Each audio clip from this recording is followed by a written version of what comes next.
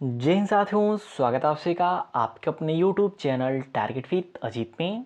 तो साथियों, आज के इस वीडियो में हम बात करने वाले हैं यूपी यूनिवर्सिटी एएनएम 5272 वैकेंसी के कोर्ट केस से संबंधित एक बहुत बड़ी अपडेट के बारे में।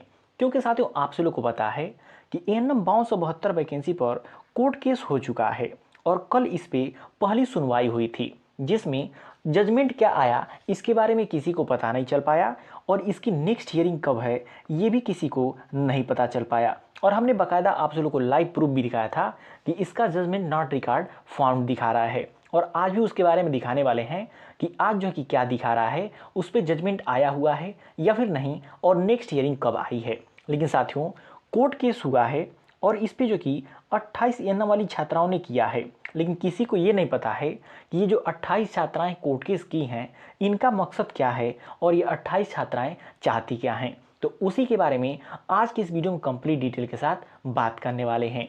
तो वीडियो को अंत तक जरूर देखिएगा और चैनल पे नए हैं तो चैनल को सब्सक्राइब जरूर कर लीजिएगा।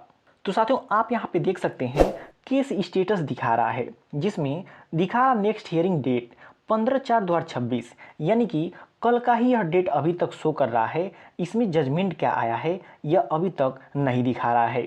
आप यहाँ पे लाइव अभी भी आज भी देख सकते हैं कि ऑर्डर जजमेंट नॉट फाउंड अभी तक यही दिखा रहा और यही कल भी दिखा रहा था। तो आइए अब समझते हैं इस पे जिन भी एएनएम वाली छात्राओं ने 28 छात्राओं ने कोर्ट केस किया है, उनका कोर्ट केस करने का आधार क्या है, उनकी मांगे क्या हैं।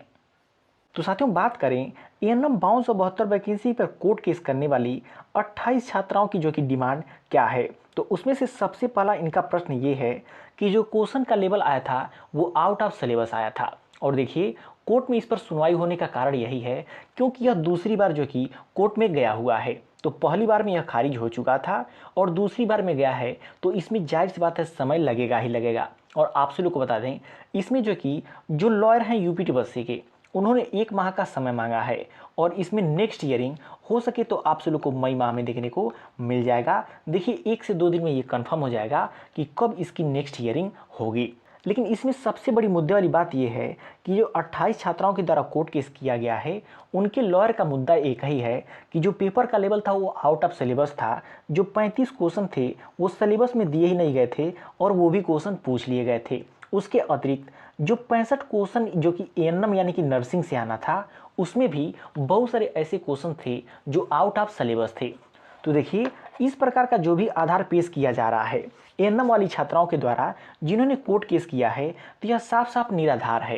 क्योंकि आयोग ने अपनी गलती को स्वीकार करते हुए जो कि सभी को इन 35 क्वेश्चन पे फुल मार्क्स ऑलरेडी दे दिया है। इस पे जो कि कोर्ट भी इसको खारिज कर सकता है। उसके बाद से साथियों, दूसरा इनका सबसे बड़ा मुद्दा ये हो जाता है कि जो भी संविदा कर्मी हैं उनको जो कि बोनस अंक दिया जा रहा है वो 65 नंबर के आधार पर दिया जाए। क्योंकि आप सब लोग को पता है कि 100 नंबर के आधार पे जब इनको जो कि बोनस अंक दिया जा रहा है, तो उसमें 1 वर्ष के लिए 3 नंबर दिया जाता है और 5 वर्ष के लिए 15 नंबर दिया जाता है। तो इसमें इन छात्राओं का यही कहना है कि जो भी संविदा वाली छात्राएं हैं उनको ये जो बोनस अंक दिया जा रहा है वो 65 नंबर के आधार पे दिया जाए। तो ऐसा भी बिल्कुल नहीं हो सकता है, क्योंकि जो भी यह नियमावली है उसके अनुसार है कि जो भी संविदा वाली छात्राएं होती हैं उनको 1 वर्ष के लिए 3 नंबर दिया जाता है, चाहे वो 100 क्वेश्चन पे हो या फिर 500 नंबर पे हो, 100 नंबर पे हो या फिर 500 नंबर पे हो, 1 वर्ष के लिए 3 नंबर दिया ही दिया जाता है। तो इनका दूसरा आधार ये हो जाता है कि जो भी संविदा कर्मी हैं उनको जो बोनस अंक दिया जा रहा है वो 65 नंबर के आधार पर दिया जाए। तो इन सभी बातों को सुनने के बाद से जो कि यूपी यूनिवर्सिटी आयोग के जो भी लॉयर थे, उन्होंने इस बात को समझने के लिए और अन्य तथ्य जुटाने के लिए जो कि 1 माह का समय मांगा हुआ है, यानी कि आपको नेक्स्ट हियरिंग मई माह में देखने को मिल सकती है। और साथियों, आप सभी को एक अपडेट और बता दें, आप सभी एएनएम वाली छात्राओं को परेशान होने की कोई ज़रूरत नहीं है, क्योंकि कोर्ट ने अभी तक इस वैकेंसी पर स्टे नहीं लगाया है, किसी प्रकार का स्टे नहीं लगाया है। मतलब इसका आंसर की इसका डीबी रिजल्ट जारी होगा, इस पर कोई भी प्रॉब्लम नहीं आएगी। लेकिन जो भी होगा अब नेक्स्ट हियरिंग के बाद ही होगा, यानी कि नेक्स्ट हियरिंग जब होगी, हो सके तो ये केस जो कि खारिज हो सकता है, नहीं तो यदि और लंबा खींचा तो यह जुलाई उलाई तक जा सकता है, जिसके बाद ही आपका डीबी रिजल्ट या फिर फाइनल आंसर की देखने को मिल सकती है।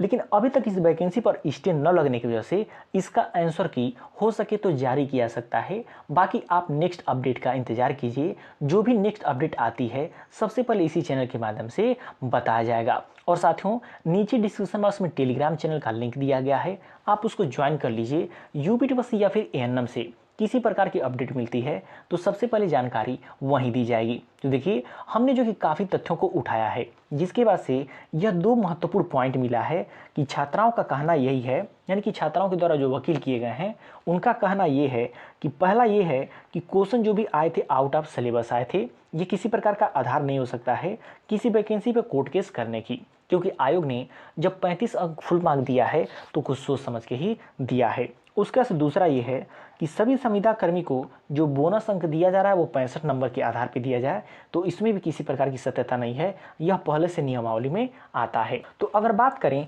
इन दोनों पॉइंट की, तो इन दोनों पॉइंट में किसी प्रकार का जो है कि हमको मजबूती नहीं दिख रही है, और उम्मीद है 99% उम्मीद है कि नेक्स्ट हियरिंग में यह केस जो कि बिल्कुल खारिज कर दिया जाएगा। बाकी देखा जाता है आगे क्या होता है।